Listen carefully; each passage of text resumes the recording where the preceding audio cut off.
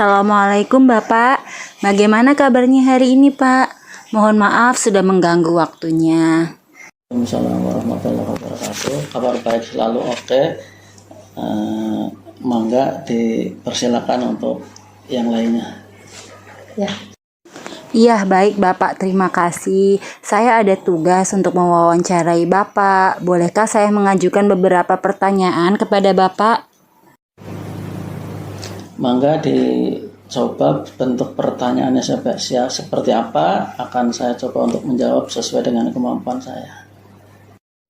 Begini Bapak, selama Bapak menjadi kepala sekolah SMP Negeri 2 Suranenggala, adakah suatu masalah yang Bapak hadapi sebagai pemimpin, di mana masalah itu menimbulkan dilema etika?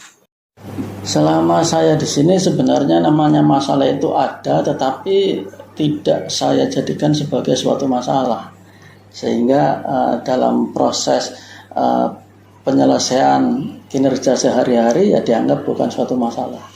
Tetapi mungkin bagi orang lain itu suatu yang harus diselesaikan, yang membuat mereka itu serba dilema bagi dirinya sendiri, termasuk untuk sekolah ini.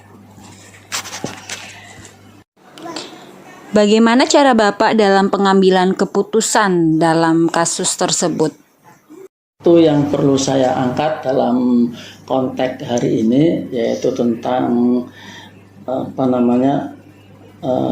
pemerataan guru honorer murni yang akan diusulkan menjadi guru P3K tahun sekarang. Itu ada satu kasus yang perlu kita sikapi, di antaranya bahwa yang bersangkutan itu guru dengan latar belakang kesarjanaan ilmu pengetahuan sosial murni. Tetapi dalam peraturan kementerian tidak ada satupun mata pelajaran yang linier dengan IPS mata pelajaran tersebut. Sehingga ini menjadi sebuah dilema kecil bagi yang bersangkutan.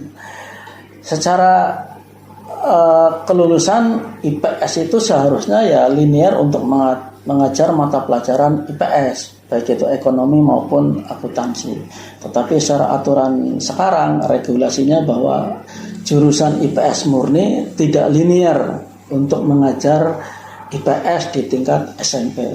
Itu sebuah dilema bagi kita, sehingga penyelesaiannya yang bersangkutan harus pindah atau mencoba untuk koordinasi dengan sekolah yang bukan tingkat SMP, tetapi tingkat yang di bawahnya, yaitu untuk sekolah dasar. Nah, untuk sekolah dasar ini tentunya yang digunakan adalah bukan tingkat kesarjanaan IPS-nya, tetapi adalah tingkat kesarjanaannya saja. Apapun jurusannya, kalau di SD ya dianggap sudah linier, termasuk IPS ini. IPS ketika di SMP tidak linier, maka ketika ke SD yang bersangkutan bisa linier. Itu adalah sebuah dilema kecil yang ada di sekolah kami. Dan alhamdulillah cara penyelesaiannya kami dan guru yang bersangkutan sudah berkoordinasi dengan Dinas Pendidikan, dan alhamdulillah sudah mendapatkan sekolah yang diinginkan di tingkat SD. Saya kira seperti itu. Iya, baik Bapak. Tadi Bapak sudah menceritakan salah satu kasus yang terjadi di sekolah ini ya Pak. Prosedur apa yang dijalankan dalam menyelesaikan permasalahan seperti ini ya Bapak? Yang saya lakukan untuk menyelesaikan dilema tersebut, pertama saya harus betul-betul mencari fakta yang sebenarnya tentang ijazah yang bersangkutan. Jangan sampai nanti ketika kami sudah melangkah ternyata ijazahnya berbeda. Itu prosedur pertama, saya koordinasi dengan guru yang bersangkutan. Kemudian ketika sudah dipastikan benar adanya bahwa yang bersangkutan adalah kesarjanaannya IPS murni, baru kami koordinasi dengan Dinas Pendidikan. Kemudian setelah dari Dinas Pendidikan, kami coba koordinasi dengan Korwil, Koordinator Wilayah Kecamatan Suranenggala tingkat sekolah dasar, untuk menjajaki sekiranya ada SD yang masih bisa menerima guru yang bersangkutan. setelah kami menjajaki koordinasi dengan Korwil Kecamatan Suranenggala, kami tetap harus berkoordinasi dengan Dinas Pendidikan untuk memberikan laporan bahwa ada sekolah yang siap untuk menampung guru yang bersangkutan. Itu prosedur yang kami jalani seperti itu. Baik Bapak, tadi Bapak sudah menceritakan prosedur yang dijalankan dalam menyelesaikan masalah dilema etika tersebut. Nah sekarang faktor-faktor apa saja yang mempermudah atau membantu dalam pengambilan keputusan kasus-kasus dilema etika seperti ini Pak? Menonjol adalah yang pertama memang lugas, luas, dan bisa diajak kerjasama. Ini tentunya akan mendorong saya untuk tetap selalu berkoordinasi dengan Dinas Pendidikan. Kemudian faktor yang keduanya, dengan posisi saya seperti ini, maka Dinas Pendidikan sangat respon untuk menyelesaikan masalah-masalah seperti itu, termasuk Korwil Kecamatan Suranenggala, karena saya sudah punya hubungan yang baik dengan mereka, maka bisa diselesaikan dengan sangat mudah. Iya, baik Bapak. Nah, untuk selanjutnya nih Pak, pembelajaran apa yang dapat Bapak petik dari pengalaman Bapak dalam mengambil keputusan masalah ini ya Pak? Ambil diantaranya pertama adalah kita dalam merekrut calon honorer baru atau menerima honorer baru harus lihat dulu sekiranya di sini ada kuota atau tidak. Jangan sampai di sekolah kami tidak ada kuota tetapi kami menerima jurusan tersebut. Ini nanti kedepannya akan terjadi seperti ini. Itu kemudian yang keduanya, jangan terlalu semena-mena karena kita punya kedekatan khusus dengan seseorang sehingga akan lebih mudah menerima honorer jurusan apapun. Tetap kita harus punya kebijakan yang harus dikoordinasikan dengan Dinas Pendidikan. Baik Bapak, terima kasih banyak atas waktunya Pak, atas kesempatannya dalam wawancara ini. Banyak sekali pelajaran yang bisa saya ambil dari wawancara kali ini. Terima kasih banyak Pak, sehat-sehat nggih Pak. Ya, terima kasih kembali kepada teman-teman CGP dalam melaksanakan tugas dalam proses CGP. Semoga kedepannya akan bermanfaat dan sesuai dengan harapan dengan hasil yang terbaik. Nah, kemudian yang terakhir perlu saya sampaikan, semua apa yang terjadi di sekolah itu, baik itu kasus atau suatu masalah, jangan dianggap suatu masalah, tapi anggap saja sebagai suatu tugas yang harus segera diselesaikan dengan berkoordinasi dengan yang terkait. Waalaikumsalam. Bagaimana kabarnya Pak hari ini? Alhamdulillah. Mohon maaf ya Pak sudah mengganggu waktunya. Iya nih Pak, saya mendapatkan tugas dari guru penggerak untuk mengajukan beberapa pertanyaan kepada Bapak sebagai Kepala Sekolah Pak Lutfi Anadia mengenai kebijakan-kebijakan Bapak dalam memutuskan masalah, terutama permasalahan yang mengandung dilema etika ya Bapak ya. Semoga Bapak berkenan untuk menjawab apa yang saya tanyakan ya Pak ya. Dengan sepanjang apa yang saya mampu saya sampaikan. Iya. Selama Bapak nih Pak menjadi kepala sekolah di Pak Lutfi Anadia, adakah suatu masalah yang Bapak hadapi sebagai pemimpin, di mana masalah itu mengandung dilema etika dalam pengambilan keputusannya? Ada nggak Pak permasalahan? Setiap sholat itu pasti ada permasalahan, terutama di sekolah-sekolah.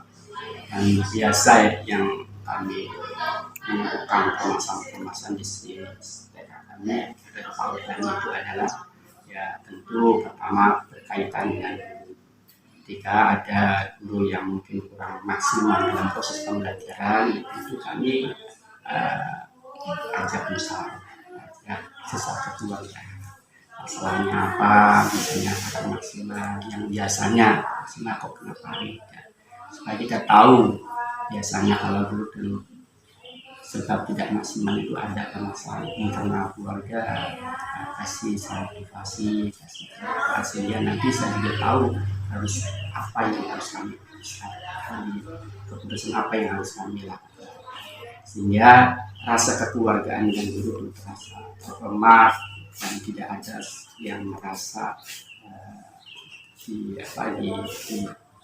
dikucilkan ataupun diintimidasi dan sebagainya, sehingga kita rasa kekeluargaan kita bangun. Dalam problematika berarti guru ya Pak ya, permasalahan Itu guru diantaranya. ya, diantaranya salah satunya permasalahannya adalah guru dalam melaksanakan tugasnya ya Pak ya. Makanya banyak kadang dengan anak-anak dengan anak kadang orang tuanya ikut-ikutan. Kami juga selaku pemimpin sekolah bisa mengerti, ya, sehingga beberapa pihak merasa ya diayomi semua, merasa dirangkul semua, merasa dianggap semua. Bagaimana nih Pak cara Bapak dalam pengambilan keputusan di dalam pengambilan keputusan dalam kasus tersebut, yang contohnya tadi yang guru ada permasalahan guru dalam proses mengajarnya gitu loh Pak. Kira-kira cara Bapak tuh mengambil keputusannya gimana? Pertama kami panggil dulu tentunya, kami diajak ngobrol dulu, dan kami juga di samping itu ya, cari informasi dari barangkali kadang ada guru merasa malu melakukannya, maka bisa cari informasi dari pihak-pihak sehingga apa yang nanti kami tulis itu benar-benar sesuai, sehingga tidak salah besar.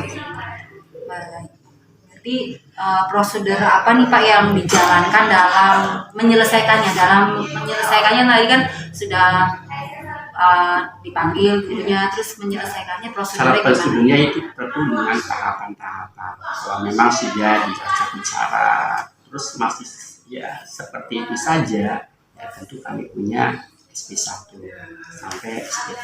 Dan tapi selama ini belum ada yang sampai separah itu, paling hanya sebatas belum ada terjadi SP1 sudah dia makin merubah ya kebiasaan-kebiasaan yang memang tidak sesuai di dunia pendidikan.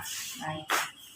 Nah, dari permasalahan itu Pak ya, faktor-faktor apa saja yang mempermudah Bapak nih atau membantu Bapak dalam mengambil keputusan seperti ini nih Pak? Faktornya apa aja? Faktornya pertama yaitu harus kita rasa kekeluargaan dulu, sehingga dengan rasa kekeluargaan apa yang ada di lingkungan pendidikan, staf dan sebagainya itu merasa satu keluarga.